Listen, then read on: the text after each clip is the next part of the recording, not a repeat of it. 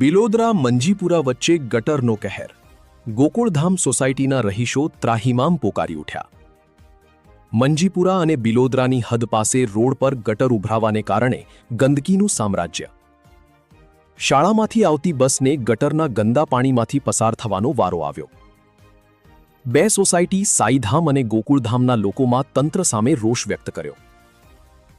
ગટરના દૂષિત પાણી અને દુર્ગંધને કારણે અવરજવર કરતા લોકોને હાલાકીનો સામનો કરવો પડ્યો. સોસાયટીના લોકો રોડ વચ્ચે ભેગા થઈ તંત્ર વિરુદ્ધ સૂત્રોચ્ચાર કરી હોબાળો કર્યો. 10થી વધુ સોસાયટીઓમાં ગટર અને પાણીની સુવિધાથી વંચિત. નડિયાદ મહાનગરપાલિકાના સમાવિષ્ટ ગામોમાં હજુ પણ પ્રજા પ્રાથમિક સુવિધાથી વંચિત. મહાનગરપાલિકામાં ચૂંટણી બાદ મેયર, ડેપ્યુટી મેયર આવ્યા બાદ જનસમસ્યાઓ હજુ હલ થઈ નથી. ગટરનું ગંદુ પાણી રસ્તા પર ભરાઈ રહેતા બાળકો, વૃદ્ધો અને વાહન ચાલકોને અવરજવરમાં મુશ્કેલી.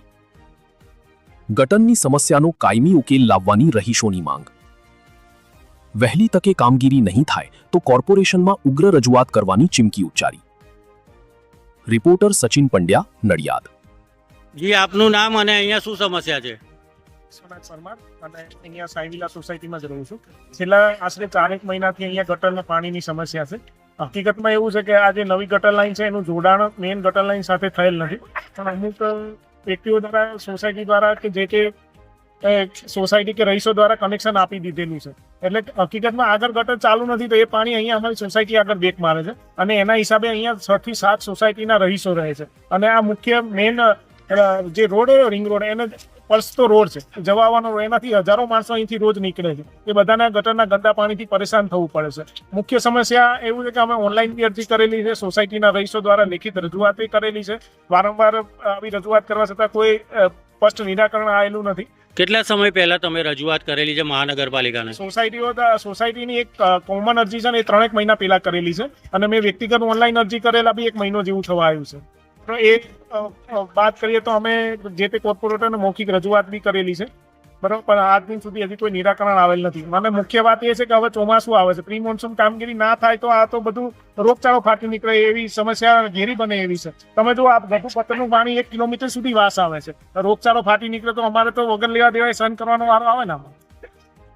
જી, આપનું નામ અને અહીંયા શું સમસ્યા બની છે?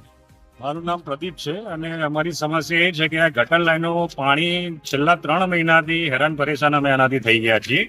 સવારે સ્કૂલ માટે બાળકો ટાઈમ નથી સાચવી શકતા, કેમ કે મેન રોડ છે, અહીંયાથી જવું જ ક્યાંથી? સ્કૂલ, કોલેજ, છોકરાઓ ટ્યુશને જશે ક્યાંથી? બરાબર છે, અમારો પ્રશ્ન છે. કાલે મારું બાળક અહીંયા રસ્તામાં પડી જાય તો એની જવાબદારી કોણ લેશે?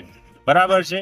આ કયા વિસ્તારની સમસ્યા? આ વિસ્તારની સમસ્યા એવી છે કે વોર્ડ નંબર 4 અને વોર્ડ નંબર 1 મંજીપુરા અને નવા બિલોદરા બંનેની વચ્ચેનો જે મેન માર્ગ જઈ રહ્યો છે, બરાબર છે, મેન રસ્તા ઉપરની જ આ સમસ્યા છે.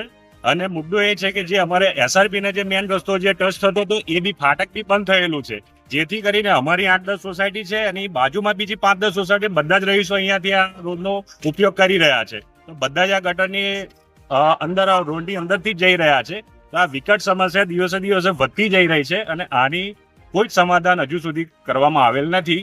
ત્યાંના મહાનગરપાલિકામાં રજૂઆત કરી, મેં ખુદ 2 વખત ઓનલાઈન અરજી કરેલી છે. ત્યાંના માણસો આવે છે, જોઈને ચેક કરીને જાય છે, પણ એનો વિકટ પ્રશ્ન દિવસે દિવસે વધતો જાય છે, પણ એનું સચોટ કોઈ સમાધાન આજ સુધી મળેલું નથી. તો અમારી મહાનગરપાલિકાને નર્મ અરજ એવી છે કે જેમ બને એમ તાત્કાલિક ધોરણે આનો નિકાલ કરીને આપવા વિનંતી. શું નામ તમારું ને ક્યાં રહેવાનું તમારે? નામ અલ્પાબેન સંતોષકુમાર પરમાર છે. હું અહીંયા મંજીપુરાની ગોકુલધામ સોસાયટીમાં રહું છું અને ગોકુલધામ સોસાયટી અને આ સાઈ વિલા સોસાયટીની વચ્ચેનો જે આ રસ્તો છે એની હદ બિલોદરાની અને મંજીપુરાની હદ ને વચ્ચે આ ગટરની સમસ્યા છે. છેલ્લા 3 મહિનાથી અહીંયા ગટરો ઉભરાય છે. આવતા જતા બધા રાહદારી હેરાન થાય છે, પબ્લિક બી હેરાન થાય છે. મચ્છર અને ગંદકી બહુ થઈ છે અહીંયા, પણ કોઈ સત્તાવાર અધિકારી કોઈ આનું કોઈ નિકાલ લાવતા જ નથી. રામકુટી, જાનકી પાર્ક, એની આગળ છે કર્મવીર, આ બાજુ સાઈ વિલા, પાછળ રુદ્ર, જલારામ, આ બધી સોસાયટીની પબ્લિક અહીંયા હેરાન થાય છે, પણ આ પ્રશ્નનો કોઈ નિકાલ આવતો નથી. બસ આ જ સમસ્યા છે અમારી.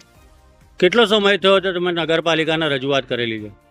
2-3 વાર કરી. 2-3 વાર એ લોકો કોઈ એનો સમસ્યાનો ઉકેલ જ નથી લાવતા. લેખિતમાં આપેલી છે અરજી? લેખિતમાં બી આપી છે અને એ લોકો આવીને બી જોઈને બી ગયા, જોઈને જાય છે, કશું કરતા જ નથી. કેટલો સમય થયો છે? છેલ્લા 3 મહિનાથી છે આ સમસ્યા.